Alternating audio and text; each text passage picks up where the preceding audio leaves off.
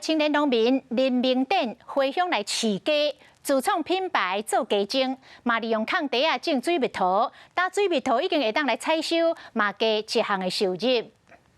青龙林明典逐工伫家条巡鸡的状况。5年前，因为老爸身体无爽快，回去家乡饲鸡啊。伫亲人的协助，嘛研发传统地鸡精的自创品牌。自己来饲养，爸爸负责监督的状况，好好把身体养好，让我们不用那么操心啊。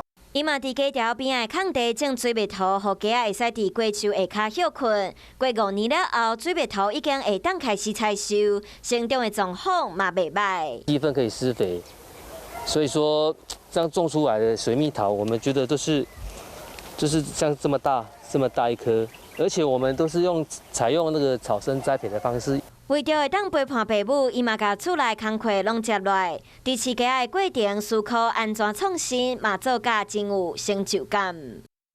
Hello， 大家好，我是乃瑜，要教给大家2个任务。第一个，华视新闻的脸书专页，你按赞了吗？还有华视新闻的 YouTube 频道，赶紧订阅起来，还要记得按赞，开启小铃铛哦。